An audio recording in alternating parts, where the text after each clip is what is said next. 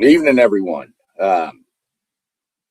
Here with another edition of our NASCAR for Beginners series. This one's a little different. This is kind of a breaking news podcast with some of the news that came out today with the changes to the NASCAR championship format.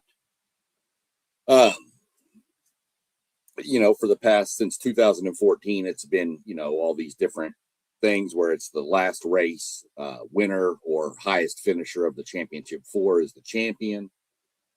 All these elimination races per round. So we're a little excited. I am for the change where we're going back to. It's still a playoff format, but they're going to go back to what used to be called the chase, which, say, we'll take last year, for example. So last year, they had 16 drivers made the playoffs, and then they raced 3 races, and then they had an elimination. At the end of those 3 races, the bottom 4 were eliminated, and it moved all the way up. It did another 3. Another 4 eliminated, another 3, another 4, and then you were left with 4 drivers. And then they raced for the championship. And so as long as you were one of the championship 4, you could win the championship. Nobody else could. Well, it's been met with some backlash and a lot of people, saying that it kind of makes the championship not really legit because you can kind of sneak your way in by just getting enough points or whatever, and then win a championship. To put it as an example, this would never happen, by the way. But let's say you were a driver in the Cup Series and you won 35 races in a row, all 35 races throughout the year. And then in the last race of the season with the other 4 competitors, you had a tire issue or a blown engine on lap 1. You now didn't win the championship. So NASCAR there was a lot of fans upset about it. So without further ado, we'll jump into it. I got some notes this time.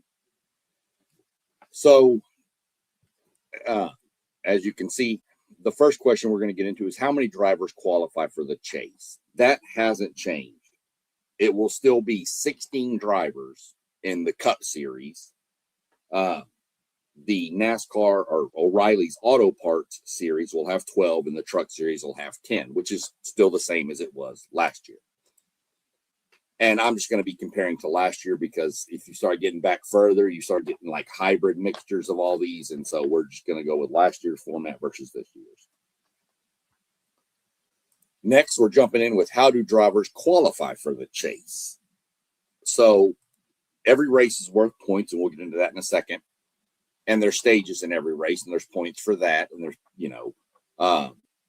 so after every race, you get points and you get stage points and all that good stuff. And the top 16 in points advance to the chase. That simple. Because, 16, 12, and 10 based on what series you're in. For easier reference, we'll pretty much just use the Cup Series. So 16 in the top points. So you could win 2 races, but have bad luck the rest of the 26 regular season races and finish 17th in points. And somebody that didn't win a race but was more consistent is now in, and you're not. So that was the second thing they went to make it to where it's not just about wins, which is the next topic. Last year, pretty much if you won a race, you were in the playoffs. So people were asking, is it win and in? Is that still a thing? No, that's out the window now. And they took it out because, yes, wins are important, but wins are so hard to come by in the NASCAR series especially. You don't have people winning, 9, 10, 11 races in a row, in these things, or even in a season. So the win and in kind of made it to where people that were more consistent were left out of the playoffs last year. This year, it's going to be more of a consistent thing. How do you run week to week? Obviously, winning get you more points. So that helps with your standings anyway. Plus, sponsors like when their cars win, and so do team owners and drivers for that matter.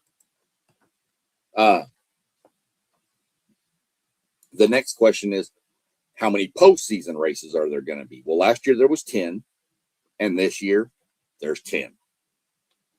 The difference is, like I spoke, was there's not 3 races in an elimination. Now it's just 10 races. Whoever out of those 16 drivers earns the most points in 10 races is going to be your champion. We'll get into how the points work here in a second. So there's 10 races. So pretty much if you look at the NASCAR, if you go to NASCAR.com and look at the schedule, you go to the very bottom, which will be Homestead, Miami at the end of the season in November, and go up 10, pretty much from September 6th on is playoffs. That's the chase. The regular season ends at Daytona, and the playoffs start in Darlington. Are the points different this year from previous? Yes. In each race, there's 3 stages, except for the Coca-Cola 600, which is 4 stages. We'll get into that as we get closer to the Coca-Cola 600. The points are, last year it was 40 points for a win. And then let's say you won the race and you won both stages. I know I said there's 3 stages, but the 3rd stage goes towards the race payout, not stage points. The only first and second stage get points. So if you win the race, win this first stage, and win the second stage, that's 60 points. That was the maximum point number you could get last year. So, and in stages, when the first stage break happens, everybody from 1st to 10th, it goes 10, 9, 8, all the way down to 1. Same with stage 2. So let's say you won a race last year and you finished 1st in one stage and 10th in another stage. You would get 40 points for the race win, 10 points for the stage win, and 1 point for finishing 10th in the stage. So you would get a total of 51 points for that week. This year, it's different. Winning a race is now 55 points. And then the rest of the points will stay the same. So I win the race 55 points. This guy over here finished the second. He gets 35 35. Yeah, he'll get 35. And then 34, 33 all the way down throughout the rest of the line. And then stage points, of course, things like that. So now, instead of having a 60-point max per week, you can have 75 per week. So it's going to make the point battles as the season gets closer a lot tighter for those 16 top 16. So if you're 12th and you're 20 points ahead of 20th, those last couple races coming up are going to be pretty important for your consistency. And we'll get into why Daytona being the end is such a wild card when we get closer to Daytona to start the season. So that's your difference. You're still going to have the stage points. You're still going to have stuff like that. But there won't be a such thing as last year. There was playoff points. So last year, you win a race, you got 5 playoff points. Win a stage, you get a playoff point. So you could technically get 7 playoff points per race. Now, you don't get playoff points. It's just points, which I think is a lot easier to understand for the casual fan. So anybody out there that's watching this, that's getting new to the sport, you just pretty much have to know you don't have to worry about all these different point numbers. It's just one set of points. My driver got this many points. Not, how many playoff points did he get? No, just one set of points. So another thing, last I was talking, there was elimination rounds. There's not elimination rounds this year. They're done. It's a 10 race chase. No other way to put it. 10 race chase. Starting in Darlington all the way through Homestead, Miami. So you don't have to worry. Like last year, prime example, my driver, Josh Berry, was in the playoffs had the worst round of anybody ever in round one of the playoffs, finished last in the three races, and was eliminated, of course. Well, if he finishes last this year, he's not eliminated. I mean, mathematically, he's probably eliminated, but he's still in the race. So, I mean, he's still in the contention. So, you don't get eliminated, which I like a lot better. It keeps more fans, to me, engaged throughout, because when Barry went out, I mean, I'm a diehard fan, but I still watched. But it wasn't the same as watching without Josh Berry racing. I just rooted for Ryan Blaney or whoever else. But it wasn't the same as to having my driver in there. So I like the non-elimination anymore. Excuse me. Sorry, I had to get a drink. Are the points reseeded for the drivers in the chase? So it got really confusing last year when you had all this, because you had playoff points. You had drivers when they started the first round of the playoffs, drivers started with 2,000 points. And then when they started the second round, the drivers that were left started with 3,000, and then the 4,000, and then 5,000 for the championship four. And it just got really confusing because they kept carrying their playoff points that they earned last year with them. So if I had 15 playoff points and it was the first round, instead of starting with 2,000 points, I started with 2,015 points, which was a little different too, because the regular season standings also gave you bonus points for the playoffs. And there was just too many different point structures for the casual fan to keep up with. It was, how many points does he have? How many points does he have? How many points did he earn? It was just way too much. So this is a lot more simple, which I'm grateful for. So when people want to ask, I can be able to explain it, and it makes sense. Versus last year, I can remember telling some people about it, and they were like, I don't understand this at all. So I literally had to get paper out and like draw it out. And that's to no fault of the people's asking, by the way.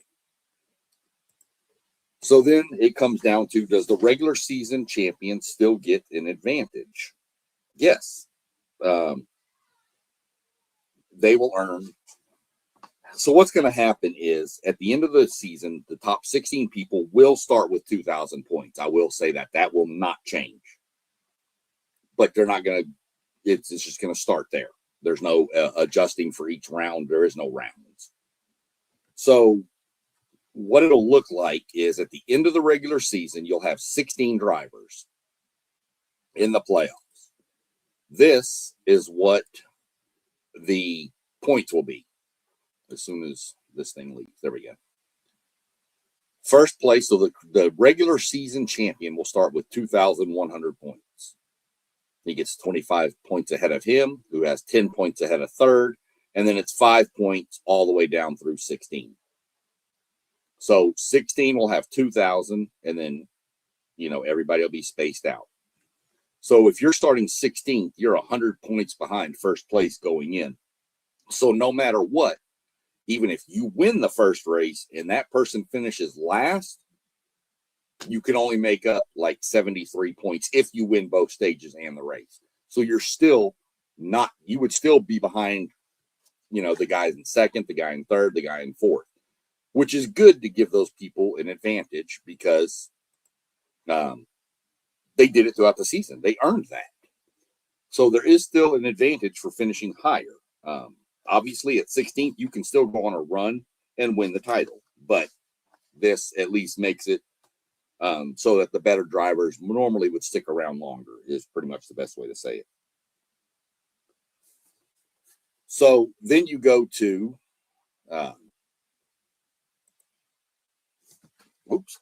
dropped my notes. Sorry. You go to this, which I just answered a few minutes ago. Can playoff drivers earn playoff points? No. Playoff points are eliminated. You still get regular season points for winning races and stages, though, obviously. So can playoff points still be earned? No, doesn't affect anything. Just regular points now. Um, how do you determine the champion then? Last year, like I said, the top four, championship four, as we call it, those four raced. Whoever finished highest out of all four of those, no matter if you won the race or not, as long as you were the highest finisher of those four, you were the champion.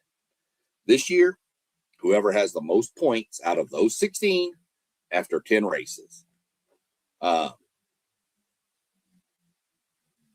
So that's pretty much the new change. I am super excited about it. I love this. I think it's great for the sport. A lot of people want NASCAR to go back to the whole point season, 36 points. I like the 26 and the 10 playoffs. I like it. I just think it's a much better way to crown a champion. Got a couple of people in there. Post Game 86 is on here. Another one of the WTB sports dudes. He runs the Post Game 86 podcast. Good to see you in here, Post Game. Doug Jones, we'll get to your question here in just a few minutes. Let me jump over to this real quick. I know this is in there if you're looking at the comments. It says we're going to discuss the Fan Rewards app. We're going to skip that tonight. I discussed it. If you go back and watch NASCAR for Beginners, Part 5, you'll get a breakdown of it and how it works. We will answer more questions as we go forward with it, with fantasy and all that good stuff. But this didn't come out today. This came out, and I was just waiting for a time to fix it in. I think I mentioned it on one of the other podcasts where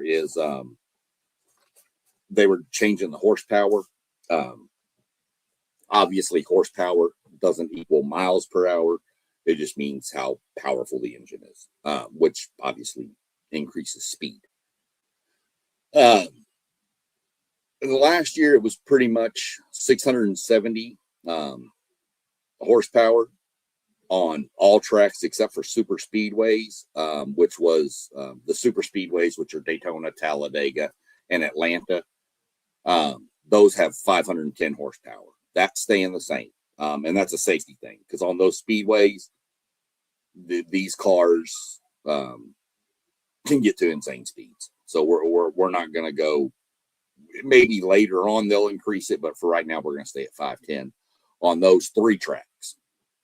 The horsepower on all ovals over 1.5 miles and above, which is the majority of tracks, by the way, is going to stay the same as last year too. 670 is the horsepower on those.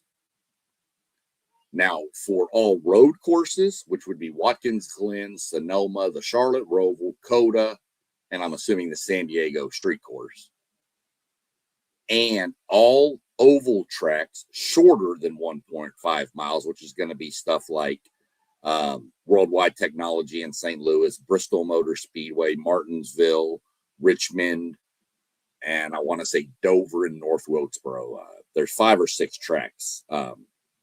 Those are going to bump to 750 horsepower, which I'm super excited for. It's going to make it easier to pass on those tracks. That was been the biggest complaint, is that everybody was so even, which everybody's going to have 750 horsepower, but it's going to, there's just going to be, how do you have your car set up? So your car setup can have a lot to do with, hey, I can go half a mile an hour faster down this straightaway. So I'm excited to see that. I believe, if I'm not mistaken, I will look into this some more, that the tracks, the short tracks with the 750 horsepower are also going to go, I think, from a 6-inch to a 3-inch spoiler, which will reduce drag. So that's also going to help increase some speeds on those. Really, really, really excited for all of that. We got our, like I said, the Fan Rewards app. We're going to skip over that. I mentioned post game. So our buddy Doug popped up and asked this question. It says, why so many changes this year? When was the last time they made changes like this? They did the chase for a long time, and then we've done this format we've had for 12 years. So I guess you could say the last time they made changes like this was probably 12 years ago, 2014. And it was kind of a way to try to do something different. All sports are evolving. Everybody knows that. Baseball, football, basketball, everybody, you got in-season tournaments and baseball or basketball. Baseball's talking about doing it, which I don't know about that. You got all these different things that they're trying to do to attract newer, younger, fresher audience. And so NASCAR decided 12 years ago to go to this format where you have the elimination races, trying to think that it would kind of create, best way to put it, like a game 7 mentality, but you would have it in round 1, 2, and 3, and then round 4 would be one because that was the championship race. And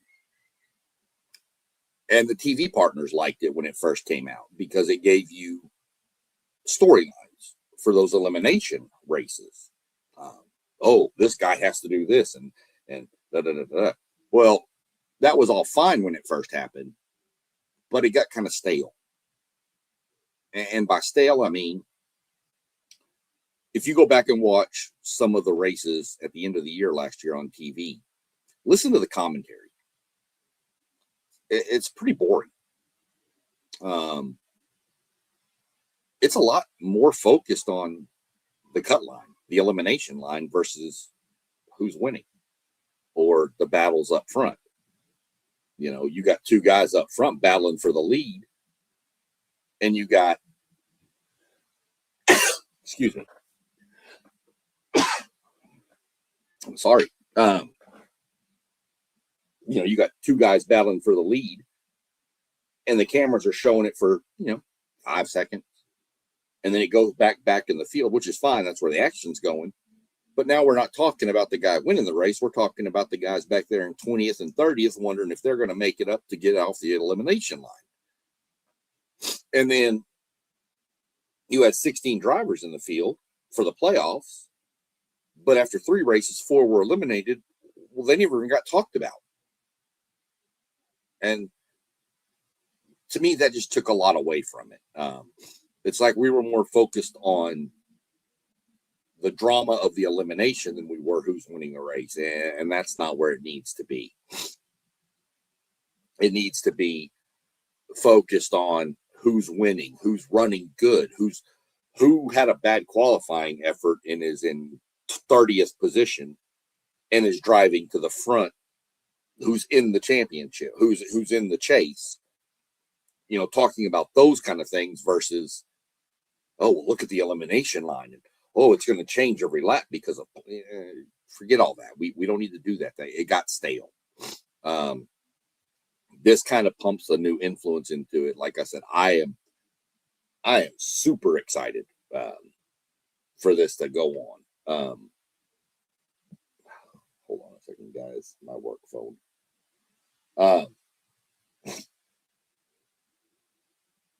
Something going on. Anyway. So I'm super excited for the changes to the format. I've heard from, they had a press conference today. You can find it on YouTube under NASCAR on their channel. You can go watch the press conference. They had a couple of drivers. Shockingly enough, they're going to the chase. And of course, they had Chase Elliott and Chase Briscoe on the panel to discuss it. And then they had Ryan Blaney on there. So they had all 3 a driver from each manufacturer, Chevy, Toyota, and Ford, on the thing. And they talked to them, and they were all liking it. And they've talked to their teammates, and they all like it. So it seems like we're getting more, the drivers are more into it. I heard a lot of drivers say stuff that they don't have to,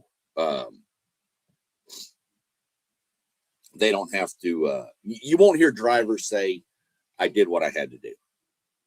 And that's something that I hated to see. I understand it. You had drivers driving into corners, just running people off the road or off the track because they had to. It was an elimination race. I had to. And you could tell they weren't happy about it. they did it. They had to. You won't hear that. They'll know that while second place isn't a great for a race car driver or any athlete, second place isn't good. If it comes down to wrecking your car and finishing second, or wrecking somebody and finishing first, and not wrecking them and finishing second, most drivers are going to err on the side of caution because, believe it or not, they do like to bump each other in NASCAR. They do like to, get a little ruffle some feathers, but they also know that what goes around comes around. So you won't see a lot of that, I don't think, anymore. I mean, you're still going to see people. Don't get me wrong. You're going to still see the bump and runs. You're still going to see the, hey, you need to get out of my way. I got to go. You're going to see some of that. You're going to see some of the attitudes and the ruffled feathers. There's really no other way to put it. You're going to see that. And to me, that's what separates NASCAR from the rest of these motorsports. It's a very good balance of bumping and finesse. It's kind of like a it's almost sometimes like a demolition derby with a ballet mixed in. You have to be finessed, but you have to be willing to deal out some bumping and moving people. But you also got to know how to maneuver your car in the right time at the right time to make it work. So really all I got for this podcast, this episode of our stuff, it was just, I was really excited. When I got the news, I went ahead and, stayed after work for a while to type up some notes for this. Just because I thought it would be a really good topic and I needed to go on today and get it out there. Obviously, I appreciate everybody tuning in and watching who has. Doug, post game, any of the other people that have popped in and out. If you come back and watch another one, jump on, go watch some of the previous ones. Keep an eye, hit the little notification bell. You'll know when I'm going live with it, and we'll get it squared away. Other than that, that's all I got. I'm gonna go do some more researching on some stuff and get ready for this wild card game tonight between the who we got tonight, the Steelers and the Texans. Yeah. So interested to see how that one plays out. So y'all all have a good night, and remember to check all the stuff at the bottom scrolling. We got WTP sports dudes. We're all down there at the bottom. We got Joe Moss with Level Up Sports 10, does a lot of conversations. You got Robert. He's like the leader of our group, is what I like to call him, the fearless leader. He's a WTP for life. He's got a bunch of stuff. You got Post Game, who I mentioned, with the Post Game 86 podcast. You got Parlay Poe with the Blitzburg podcast. We got City League TV, which is on YouTube and Facebook. I believe they're on both. They do a lot of, local high school stuff here in the Columbus, Ohio market. You got One Take Zaya down there. He rebranded himself. We're going to see what he comes up with. You got me at, SEC Sean. You can find me on there. You can, whatever y'all need to do, jump in. Next time you see me go live, hit that like, subscribe, share button, notification bell, and we'll next time I go live, they save your questions. If you got them, jump on, throw them in the chat, and we'll get them answered for you. Y'all have a good night. We'll catch up next time. Peace.